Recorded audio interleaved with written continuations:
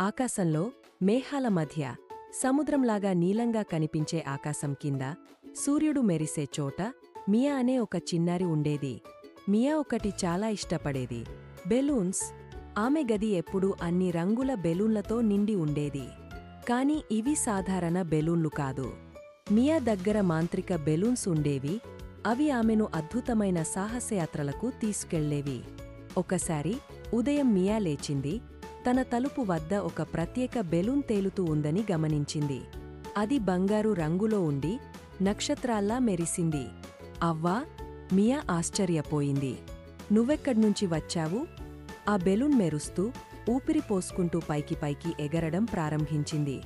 ఏమాత్రం ఆలోచించకుండా మియా ఆ తాడు పట్టుకుని పైకి ఆకాశంలోకి ఎగరింది. మేఘాల ద్వారా ఎగురుతూ మియా మాంత్రిక ప్రపంచంలోకి చేరింది. అక్కడ తేలియాడే ద్వీపాలు మరియు రంగురంగుల మాట్లాడే పక్షులు కనిపించాయి.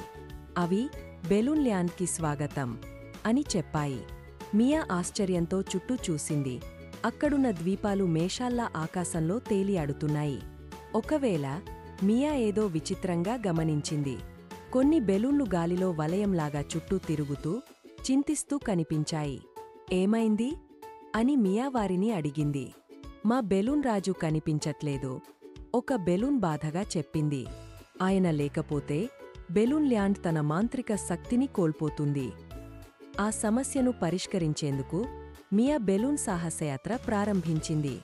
ఆమె క్యాండీకేన్ అడవుల మీదుగా ఇంద్రధనుస్సు నీటి నదులను దాటి మెరిసే నక్షత్రాల ఆకాశం గుండా ప్రయాణించింది. ఈ ప్రయాణంలో మియా బబుల్ ఫ్రాగ్స్ మరియు నవ్వే నక్షత్రాలు లాంటి ఫన్నీ జీవులను కలుసుకుంది. అవి ఆమెతో కలిసి కింగ్ బెలూన్ను వెతికే పనిలో చేరాయి. సుదీర్ఘ ప్రయాణం తర్వాత బెలూన్ ల్యాండ్ అంచున ఉన్న భారీ చెట్టులో కింగ్ బెలూన్ ఇరుక్కుపోయి ఉండటాన్ని మియా గుర్తించింది. ఆ పేదరాజు కొమ్మల్లో ఇరుక్కుపోయి స్వేచ్ఛగా తేలలేకపోయాడు. ఆందోళన పడకండి కింగ్ బెలూన్, నేను మీకు సహాయం చేస్తాను, మియా ధైర్యంగా చెప్పింది. తన మాయా బెలూన్ సహాయంతో రాజును సురక్షితంగా విడిపించింది. ఆయన తేలిపోవడంతో మొత్తం బెలూన్ ల్యాండ్ మళ్లీ మంత్రాలతో మెరవడం ప్రారంభించింది. బెలూన్లు ఆనందంతో కేకలు వేస్తూ ఆకాశం మరింత రంగురంగులుగా మెరుస్తోంది.